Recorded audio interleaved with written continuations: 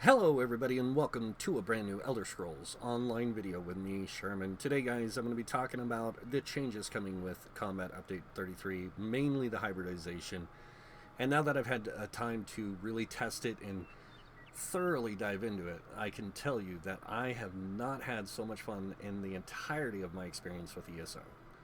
Now the reason I say that is because of ease of access to do it, mainly because of the PTS, but also looking at it from a new player's perspective. Like new players coming into the game, they have such a hard time trying to figure out like how they want to play the game, what they want to do, that kind of stuff. And it can be tough for some new players coming in the game because they don't have as many skill choices as veteran players do.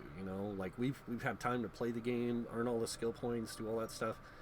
So seeing that and then experiencing it and then testing it and just trying out new ideas, like new things that I never thought I could do in the past, and actually making it work because of the new hybridization, it is changing my experience of this game in so many ways.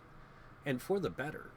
Now I will admit there is, a little bit of adaptation, but I'm so used to playing hybrids as it was, because I already played them in the past, that now it's even better. Like, it is so much better.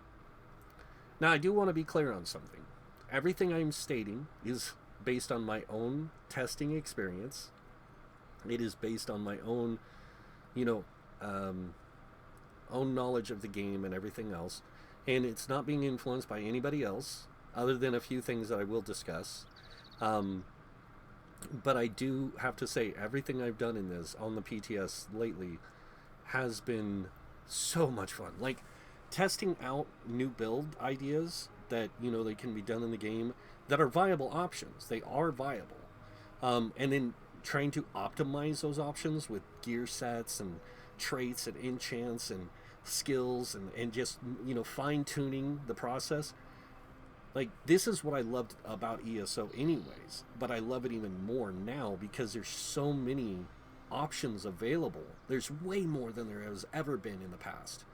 And the fact that all your skills now scale off your primary offensive stat makes it a lot easier to reach really high stats. Now I'm going to show you what I mean here in a second. But before I do, I have to say this. If you haven't tried this stuff on PTS yourself, when you get to the experience in the live game, it will take time to adapt.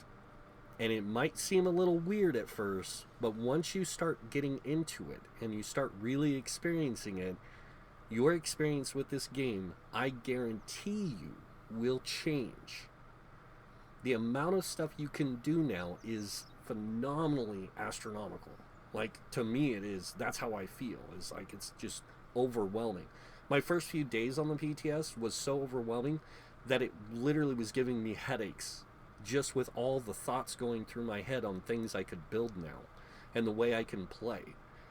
That I would get on here, I'd be on here for like 8-9 hours on the PTS, and my brain would just be going like flooding with new ideas on builds and ways to play. Like things I tried in the past and couldn't get right now work in ways I can't even understand. And it's so much fun experiencing that. Like, I'm not kidding you. Now, let's jump into the meat of the subject. So, what about stats?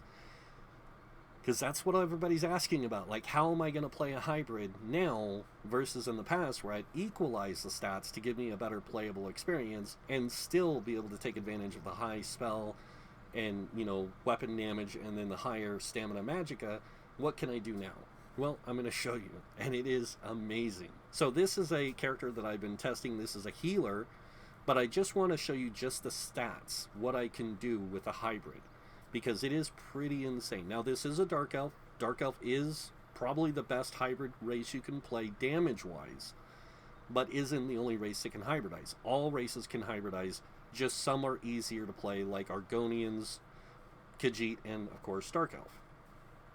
And then, of course, some other races like Orc and High Elf, who get the extra weapon spell damage, also play into it really well, but not as good as these ones. And then, of course, every other race plays into it just as well as some races, but have more efficiency to resource management and things like that. It really just depends. And the choice in the way you play now is going to be so much different. especially when it comes to optimizing your playstyle or your build. And even if you are a fan of, like, say, wood elves like I am, playing the wood elf race with hybridization is so much easier because you already get that stamina recovery and you get that high stamina. You don't get as much weapon and spell damage because you're not a dark elf or you're not a orc or you're not a high elf, but you still get that greater resource management that you didn't, that you've always had, but now you're doing it with a hybrid, which makes it even easier, and it makes the playability of your character that much funner. So I'm just saying, like, that much more fun. I shouldn't say funner because that's not really a word, but you get my point. Now, jumping into stats. What I've noticed with stats is this is how this character would be without any attribute points applied, but if I did add attribute points, like you can see here, I would get 7,104, and then I'd get 6% extra on top of that once it's added to this 29,000. Now, I would do that, but I'd have to go buy more respec scrolls, which I could do. I mean, I can buy 5,498 of them, but I'm just going to say that this is like 38,000, I think it is, max magicka with 16k stamina. For a magicka character, that's really good. But we're not going to do that. Instead, what we're going to do is we're going to put 30 points into here and 34 points into here, and then show you what it looks like as a hybrid. So there's the stats, and this is using Witchmother's Potent Brew. Now, if I go down here and I use Ashiams and Falafel, this is my stats. 36k magicka, 25k stamina, and that is with no points whatsoever into my stuff here. If I put into here and I give myself max magicka and stamina, it actually goes up to almost 26k stamina and 37k magicka. So I have 37k magicka, 26k stamina, and my recoveries are still pretty decent, right? Well, the nice thing about playing hybrids is finding that good balance in stats. Now, some races will have an easier time, like I said, reaching really high stats, especially when you have access to things like Inner Light, which will increase your resources. But I'm not getting any of this 5% increase to max magicka. Well, I am, but I'm also getting another 8% because I'm a Nightblade. Nightblades have a unique passive in their siphoning skill line. Any siphoning skills you have equipped, you get Magicka Flood, which increases your max magicka by another 8%. And then on top of that, I have the Mages Guild, Inner Light, plus I have Magicka Controller, which gives me another 2% max magicka on my back bar, and on my front bar I get another 4%, because I'm running 2 Mage Guild abilities on my front bar. I'm running Inner Light and Degeneration. And that's because this gives me Major Brutality, Major Sorcery, and I wanted to test that. So on the front bar, I have 37k, and then when I swap over to the back bar, I go to 36k. I'm still at 37k, and I'm still almost at 35 or 26k stamina. This is actually a really good way to set up a hybrid, especially now. Now, is it going to be optimal for in-game? Well, it's going to be more optimal than it's ever been in the past. Is it going to be adapted into in-game PvP or PvE? Well, people already played hybrids in PvE or PvP. So adapting to that won't be as hard. It'll actually be pretty simple. Adapting it into PvE, especially the meta, is going to be the challenge. It's going to be the challenge because it's finding that right, like what we, most people call like a sweet spot in max magicka to stamina, because you still have a resource cost for abilities, even though they scale off your highest offensive stat. It's only the damage portion that does, not the effect, just the damage. So, like, for example, this skill, Funnel Health, it scales off my max magicka. But if I look at a stamina ability, let's say, well, we'll use a skill that's accessible right now with me using a staff. So, like Imbue Weapon, this is a stamina ability. Now, this isn't morph, this is just its flat stamina version, and as you can see, it deals 6,476 physical damage. Now, if I go in here and I choose a morph, you can see the magical version still does the same thing, almost. 6,477 magic damage, and this does 6,477 physical damage with the major breach on it. So I can take either morph and either gain the effect of breach or the effect of applying burning, concussion, chill, or any elemental status effect pretty much every time I use it. So what would be the best option here? It really comes down to that choice. And one of the things the devs said recently in a forum post, not the Combat Update 33 post, it is in there, but it's not the original post. It's a secondary post they posted in there. They stated that the reason they made this change was to make their statement on their game as being play how you want to truly reflect that. And now it does. And it does it in ways that, again, I can explain, but it would just take a long time for me to do it because of certain reasons I don't want to get into. But it makes the game better. Like, it makes the game so much better. Being a person who loves to play hybrids anyways, this is, for me, a game-changing experience because I'm looking at all these different class skills, and then I look at all the different weapon skills and all the other skills in the game, and the fact that I can use them with my highest offensive stats and take advantage of them. Like, so many more skills become available to me either way I go. Now, another problem is skill to resource use. And this is where a lot of people are going to get a little confused because you're going to wonder, how do you know this? Well, I tested it. So, and I've parsed with it, and I've fought world bosses, delves, bosses, dungeon bosses, all testing this on both normal and veteran in the dungeons, and I can tell you that hybrids always have had the easiest sustainability, and now it's just as good, if not better, because of the way the game changed. Like, the fact that it scales off your highest offensive stat and stuff, like, and I'm going to explain this in a simple way. So what I'm going to be talking about is the skill use between 1 to 5 on both bars. So between the 10 skills that cost magicka or stamina and how that affects the game. So our hybrid's going to be like a 6-1, or a 6-4 skill use, a 5-5 skill use, a 6 or a 7-3 skill use, a 9-1 like a lot of people do now, especially on magicka characters where they'll use the barb trap from this to get the minor force. Yes, people will do that, but people will now be able to incorporate other skills that could give them greater advantages in the way they play, like a magicka character like a DK, where a lot of their abilities, magicka damage abilities, especially the fire ones, are up close. They'll be able to do that, but now they'll be able to do it with dual wield.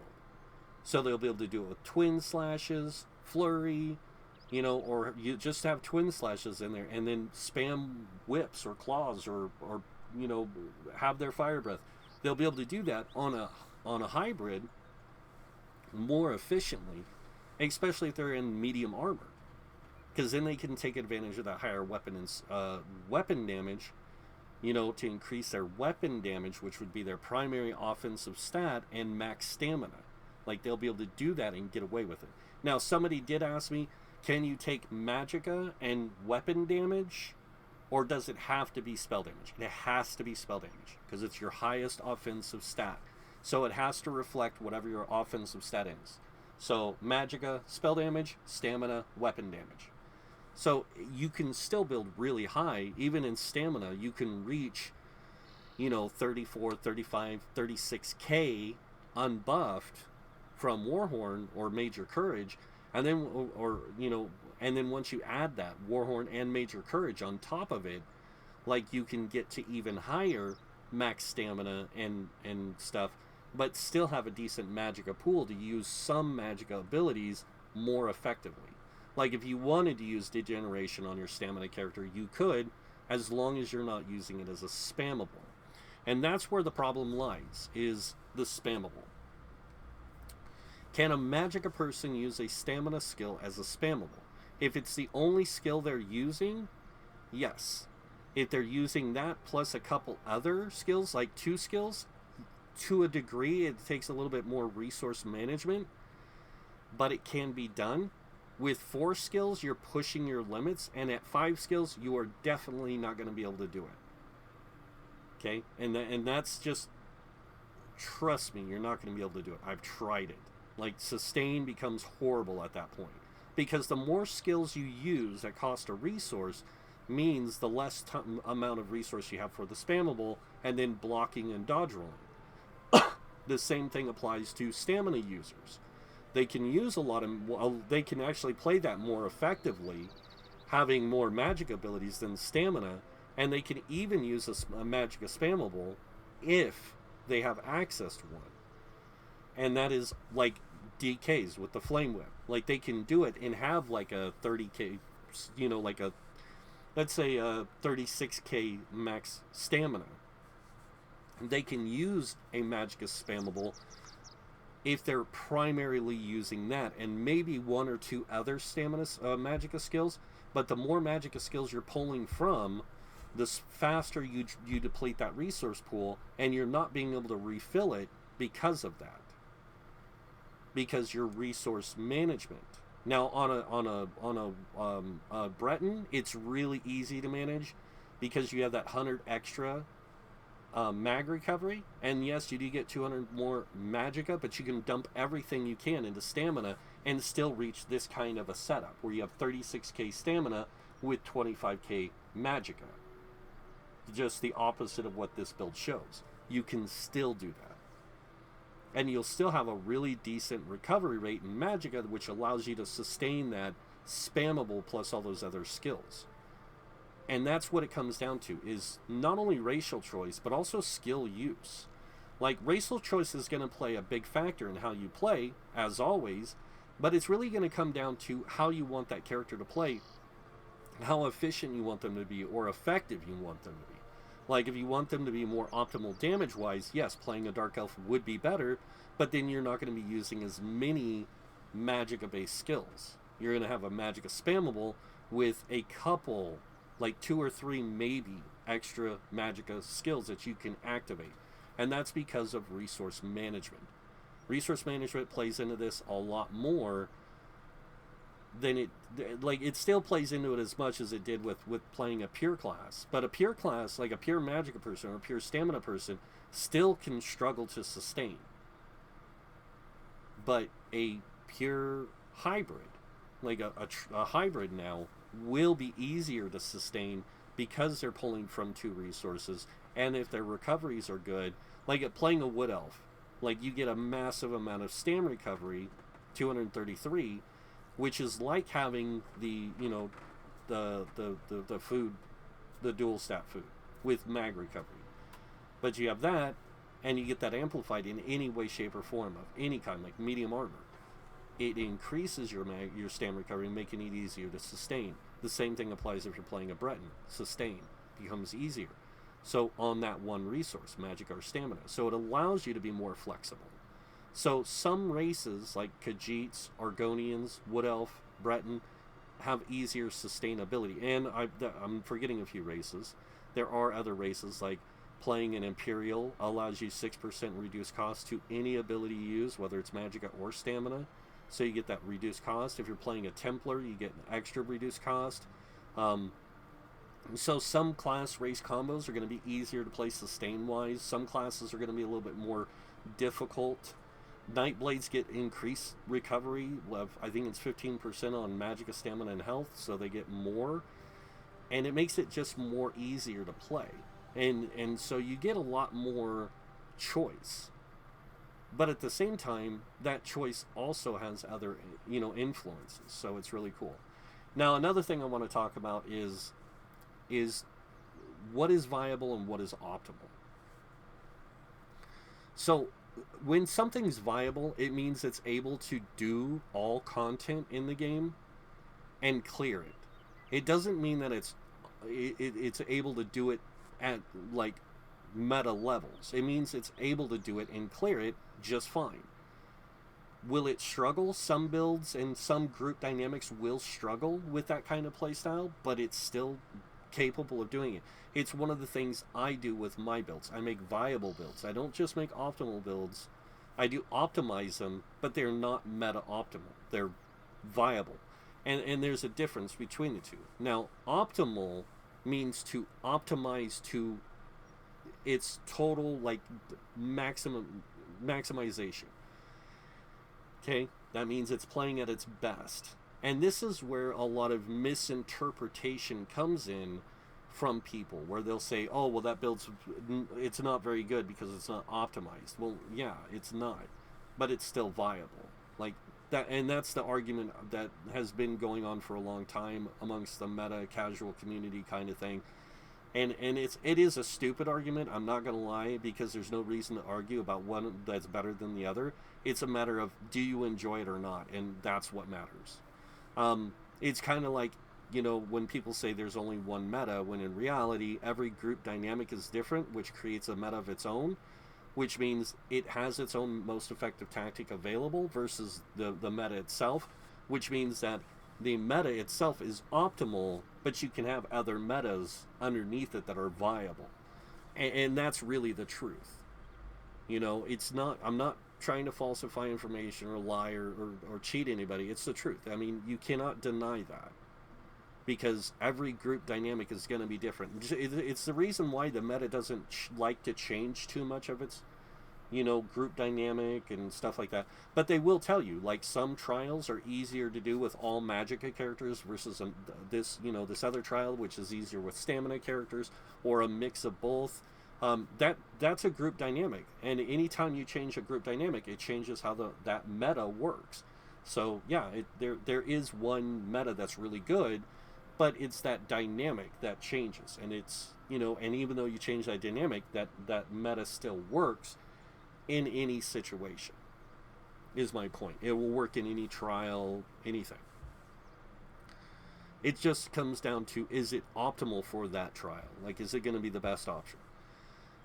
So there's a lot of things in this game where that is reflected upon. Now, one other thing I want to point out, and this is something I'm going to take influence from another person who said it. I'm not going to use names, but if they hear it, they'll know what I'm talking about, and anyone who's seen the video will know what I'm talking about. So I get asked this all the time. How many things in this game are viable?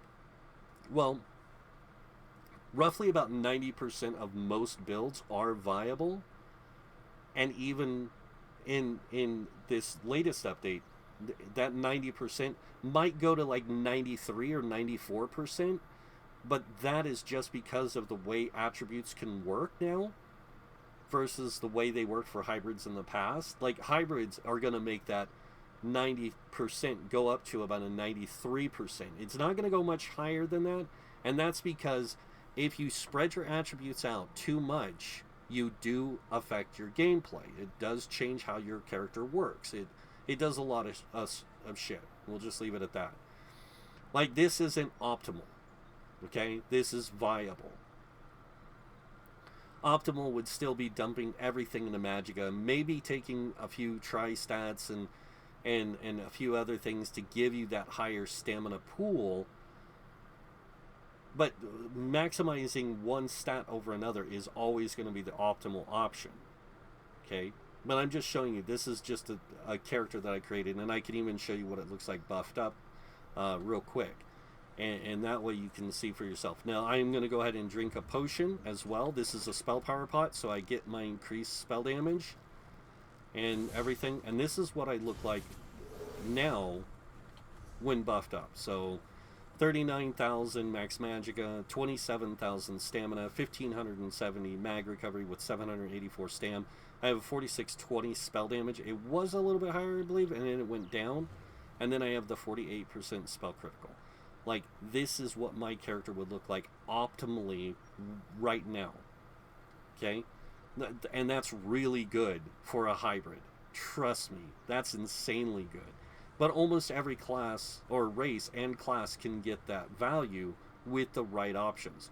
Now, it would be hard to get that same kind of stat value outside of a Nightblade, because they get the 8% increase in max stamina for using the siphoning skill line, or any skills from the siphoning skill line, which makes them a little bit more powerful that way, in that sense.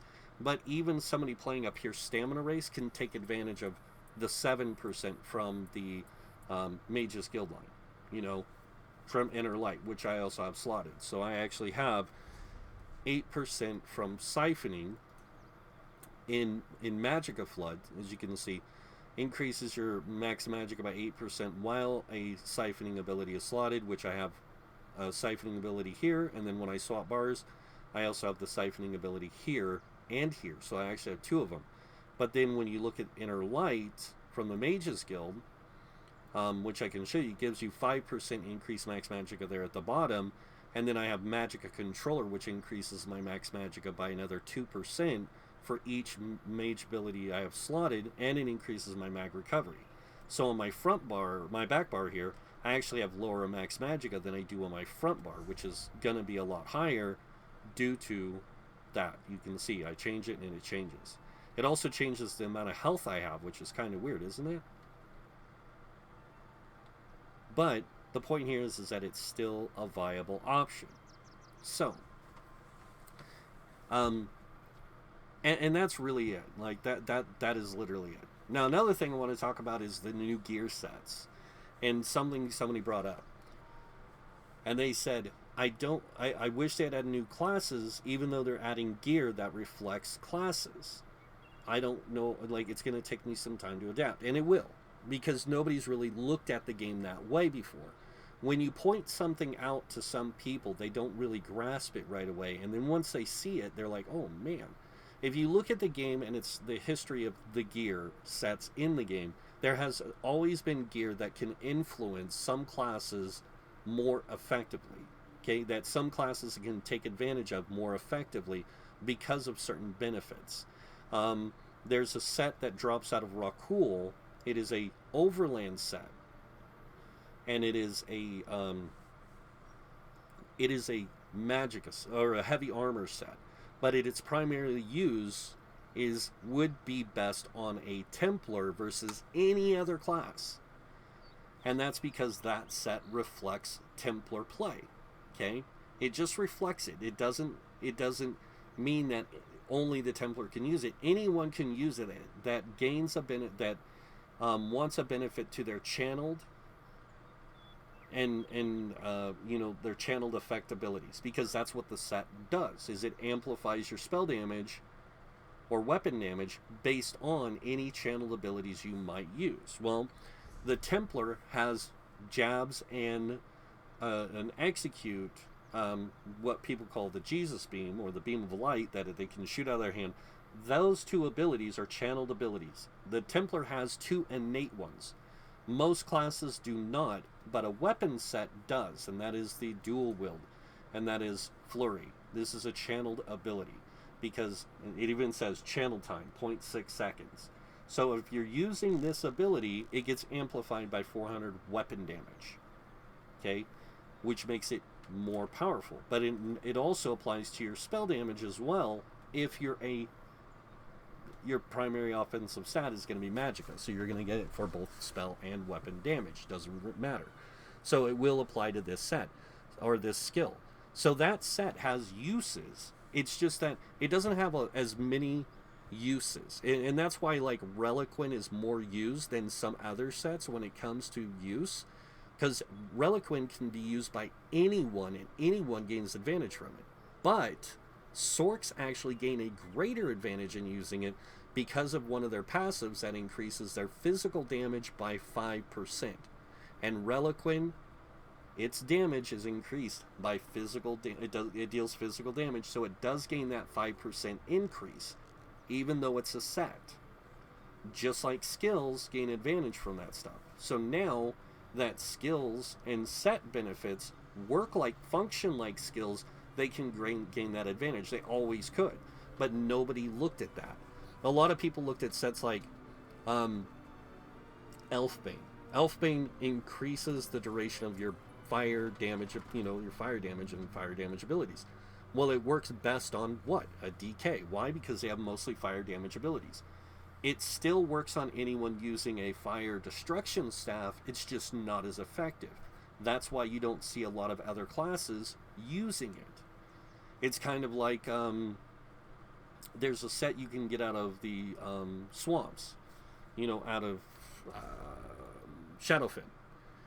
So you can get this in Shadowfin. It's a set that you can get there. It's an overland set. It's a drop set. It's medium armor, and it increases the damage of both disease and poison damage. Well, what classes can take advantage of it? Well, Nightblade and the DK, but DK can actually take greater advantage of it because of damage over time.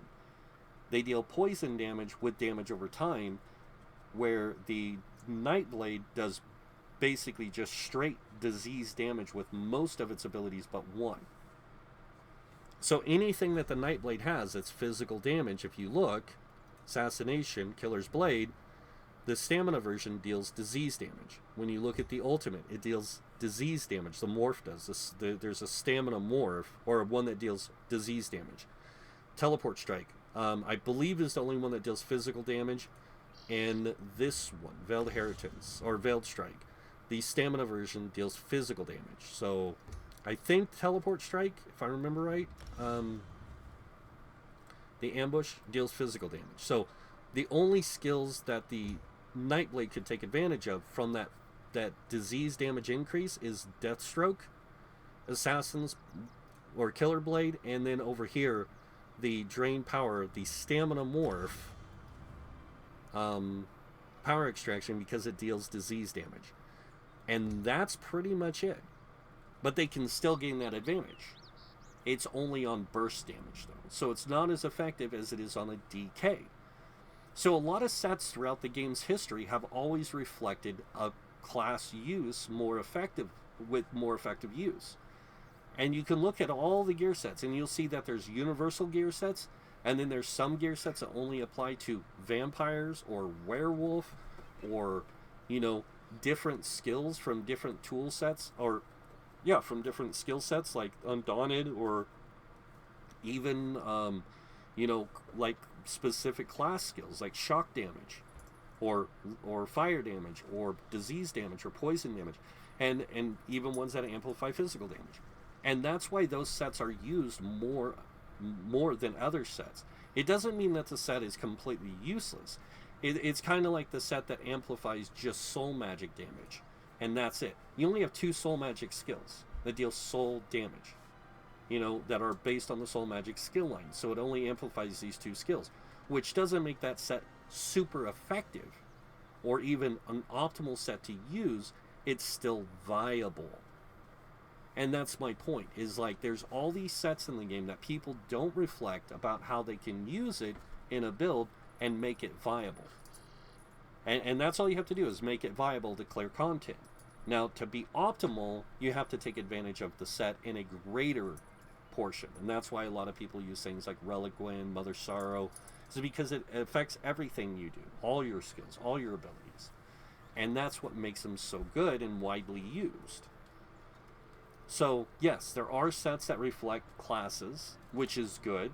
And just like this set right here, the Maligan's Maelstrom, it works best on Sorks because they can take advantage of their 5% increase to shock damage.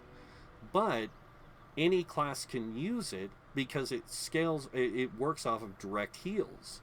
They just don't gain as much benefit from it, from the damage portion, as a sorcerer does. And I have tested it. Sorks work best with this, I'm not going to lie, especially with the Twilight Matriarch, which is your only direct heal besides Dark Exchange, which you can exchange health for magicka, or magicka and health for stamina, or health and stamina for magicka. There's a mix, which is really cool because that's a direct heal, and it procs this. So anything that will direct heal you procs this set, and so any class technically can use it on a healer, a damage dealer, it doesn't matter, because anyone can get a direct heal from their class. So there's a lot of things that I know a lot of people are going to go, well, okay, that's cool, but some of those sets are just useless because they only affect 2 skills, and they're right and they're wrong. They're useless because it only affects so many skills, which sucks. But at the same time, they have viability because they only apply to those skills.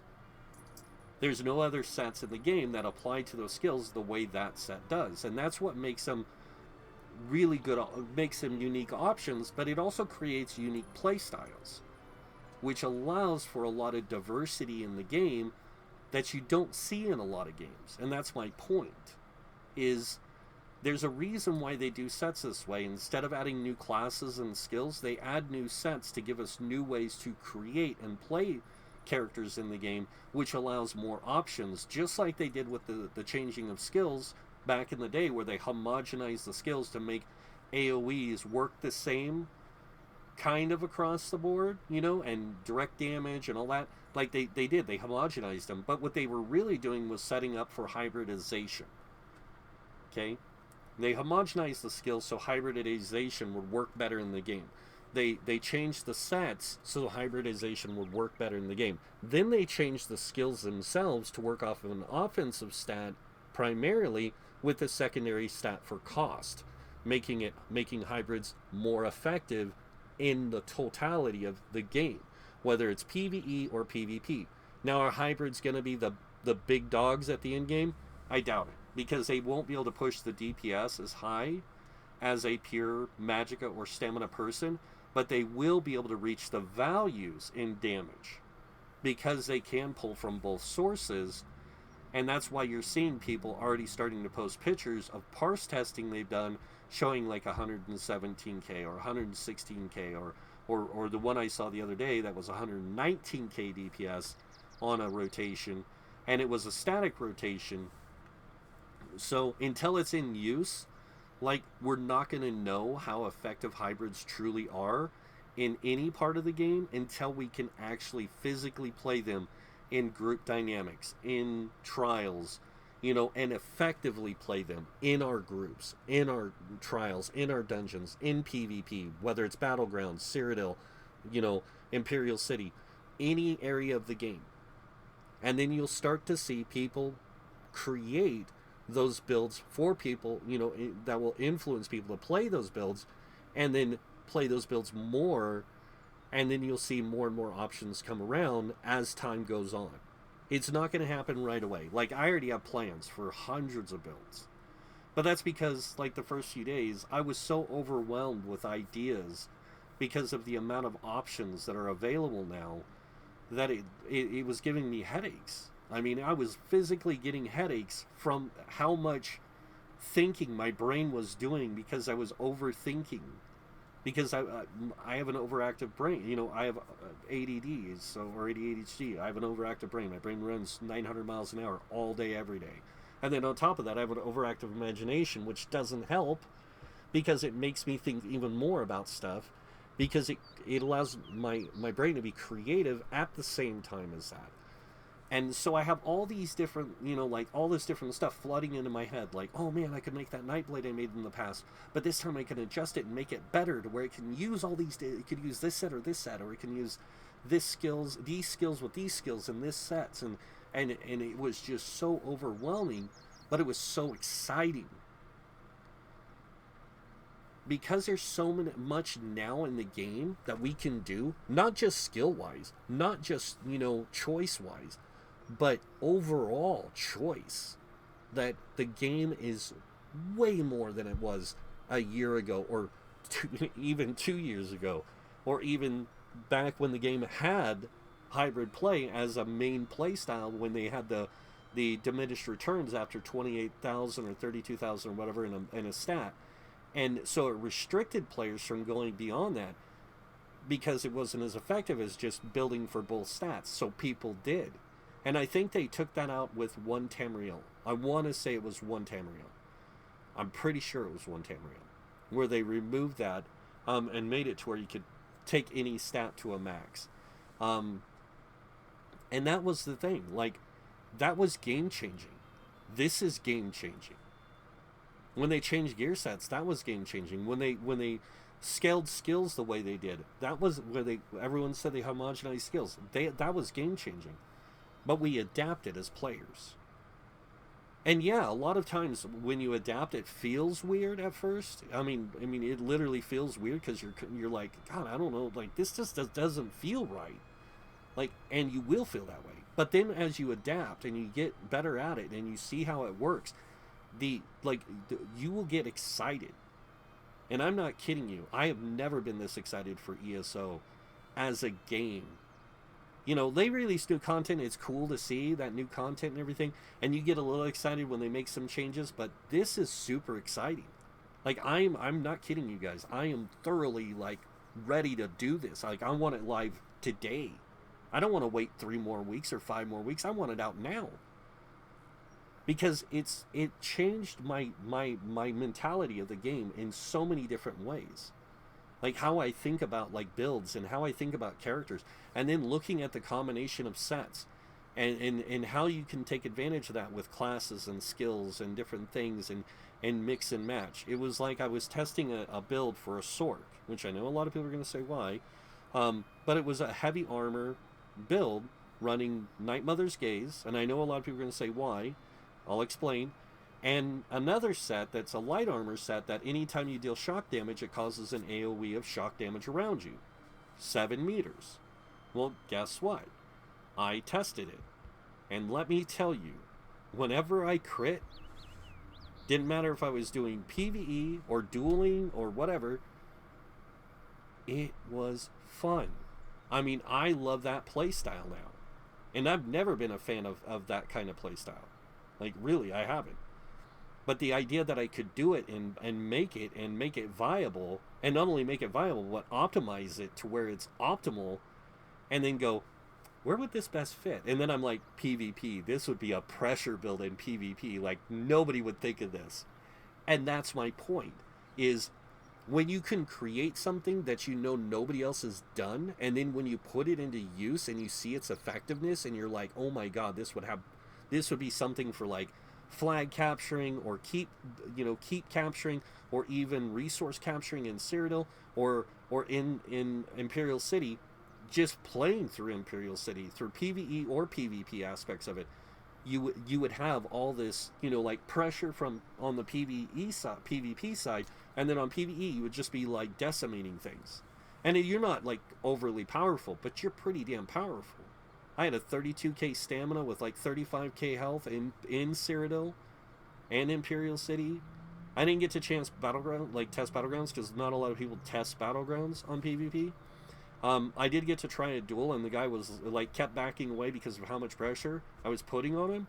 And then when he moved out of range of the duel, he was like, "Man, that's a scary build. Like I've never seen anything like that." And he goes, "That's pretty cool." And I was like, thanks. It was just something I came up with on the fly. And he's like, damn.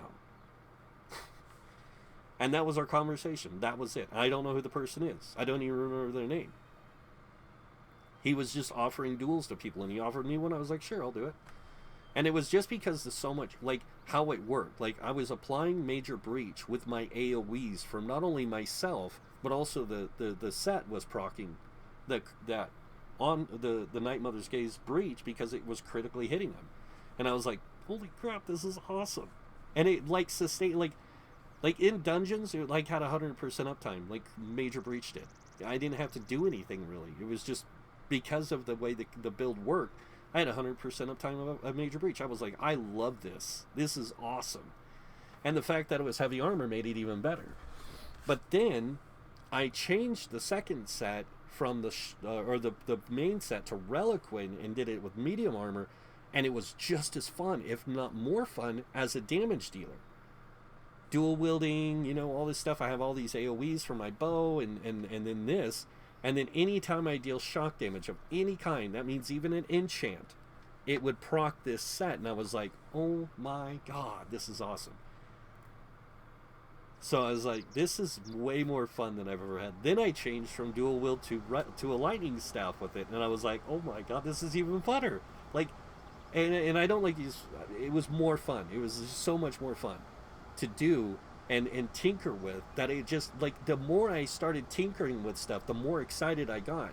The more excited I got, the more overwhelmed I got with new ideas and more ideas. And then I was just like to the point where, like, the third day I was just like, oh my gosh, I have done more testing on the PTS now than I've ever done in the past. Like, I had, like, when I had opened my inventory, every slot, all 210 10 slots, like right now I'm excited, but I would buy all the slots. I had out of 210 slots, I had 185 used on my Sorg because I was opening chests or opening new gear sets and trying new weapons and trying all this stuff, so that my inventory was just filling up with item sets just to try it out and see how much fun it was. But that's my point. The more fun you have playing a game, the more exciting it is. The more exciting it is, the more interesting the game becomes. Because it made the game fun and exciting. Now think about a new player coming into the game. And this is where ease of access comes. A new player coming into the game doesn't have access to a lot of skills, and they might build for one stat over another because somebody told them that's what's best to do. But now that they can use any skill with any stat, like offensive stat, their ease of access into the game is that much more. That means overland difficulty for a new player is going to drop by some standards, by not a whole lot, but it will drop. And then on top of that, it just makes their ease of access into the game that much smoother and that much more enjoyable. And just with like hybrids, like yeah, Dark Elf's like one of the best hybrid races. So is Argonians. So is the Khajiit, because they get all three stats. But then you take into account how other races can play into the hybrids and how they can benefit from resource management to their racial, how they can play off the racial passives in the hybrid situation. Like take a Red Guard. Anytime they use a stamina ability, I think it is, they get a certain amount of resources back in stamina. Like, just that alone allows them to sustain stamina really well. Well, then they don't need as much worry so much about magicka sustain, so they can have a lot more stamina abilities. So they can go with like a six stamina skills and 4 magicka skills and play a damage dealer and still play effectively. And they're using less stamina resources, even though they might be using a stamina spammable. And that's the point. Or playing a high elf.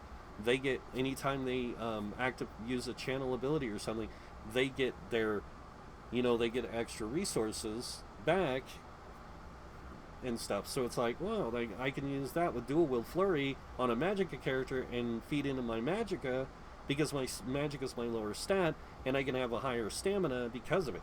Like, what? Like, are you kidding me? There's so much that I'm not, and it's so exciting that these changes are happening, because it's going to make the game better for so many people. The ease of access for new players, the veteran players leveling up new characters and being like, well, I want to play, like a pure stamina build, but I don't have access to a lot of magicka abilities. Well, now you can use some magicka abilities and it won't be that much of a problem. And that's the point, because it'll scale off your highest offensive stat. And you can level your character with ease, because you get enhanced recovery and you get a boost in your stats from level 1. Boom, done. Or, yeah, from level 1.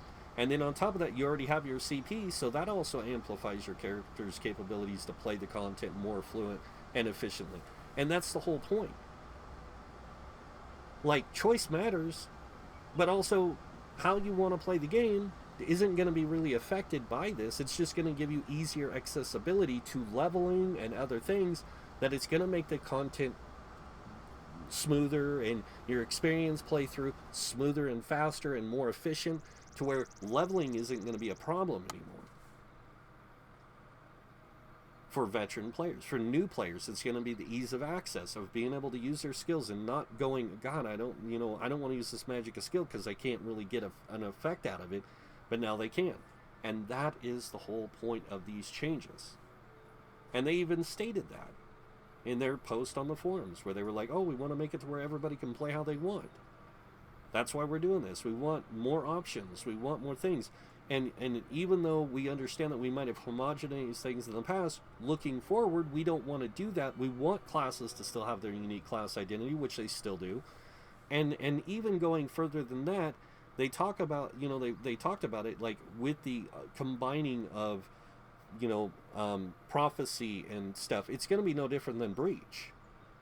Like, breach increases both spell and physical penetration by the same amount. You don't need fracture and breach. You just need one skill to do both.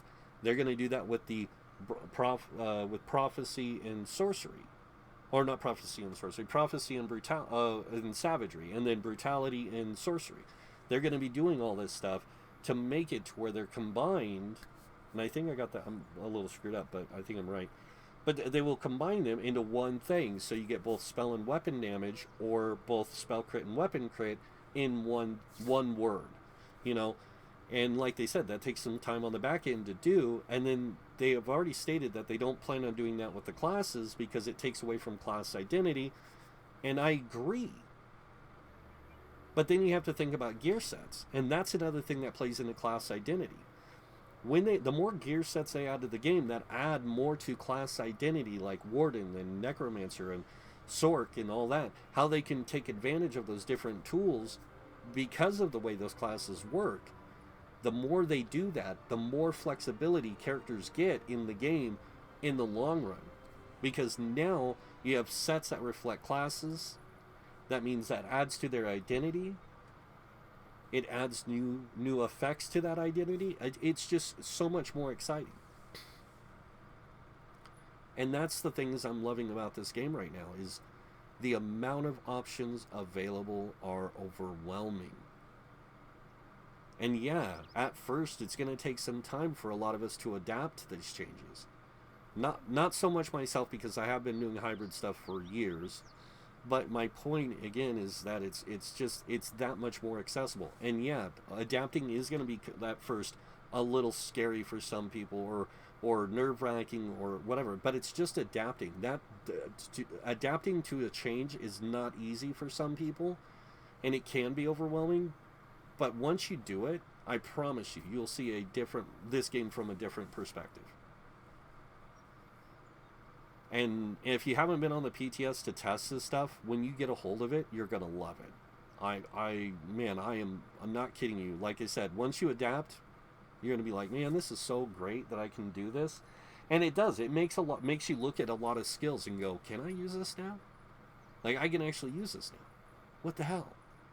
Like, I needed an extra dot, and now I have it. Or I needed an extra, spammable, or a better spammable, now I have it. Like, it's crazy. And that's really what I've been loving about it.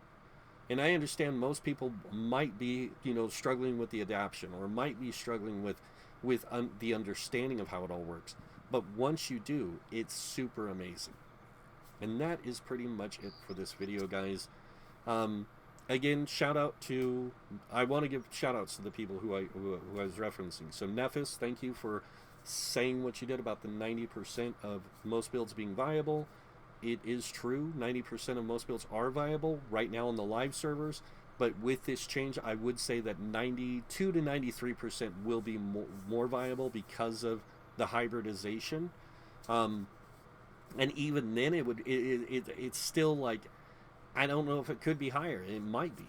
I mean, we might even be down to like 95% are viable and 5% aren't. And that really just comes down to how you place your stats. If you dump all your stat points in the stamina, health, and magicka, yeah, you still have viability, but you're actually sacrificing too much into those stats that doesn't make sense to a lot of people.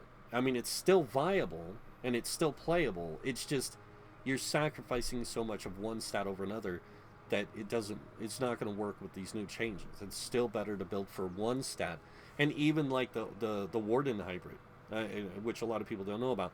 Wardens have a hybrid capability because they can build for health and a primary stat more effectively, especially in heavy armor, where they can hybridize because of the skills that scale off your max health and then max magicka or stamina. Like, you can build really high for those really easily. And that's why the Warden was probably the most easiest hybrid class to play in the past, but a lot of people didn't know that because nobody really said anything or really even talked about it. I built it and showed people it, but a lot of people didn't grasp it at the time. But it is that, like, even that playstyle is more effective now because of the fact that you can build for super high stamina and still get a lot of health from just heavy armored, so you can take advantage of those skills. And the fact that you're a Warden, you also get 5% increase in frost damage and then 5% increase in magic damage. So you can take advantage of some of those aspects of the Warden more efficiently. And now that they scale off your highest offensive stat, the health skills don't, but your magicka skills do. So you can take advantage of some of those skills that you couldn't before. And that just makes the hybridization so much fun. But that's pretty much it, guys. I mean, I could go on, but really, I think this video is already too long as it is. And yeah, I hope you guys are excited. And like I said, this expression of this character was done with no CP. It was just showing you the attribute points and like how you can scale them, just with simple changes to your character. And it's amazing what you can do. In fact, it is incredible what you can do. Now, not every race can reach this. Like I said, in class combination can reach this. This is a Nightblade, so they get that 8% max magicka. It makes them with Dark Elves incredibly powerful. So, but yeah, that's pretty much it. So, let's go ahead and close this video out. As always, if you guys like this video, go ahead and hit that like button. If you guys want to see more videos by me, I suggest you do subscribe if you want to.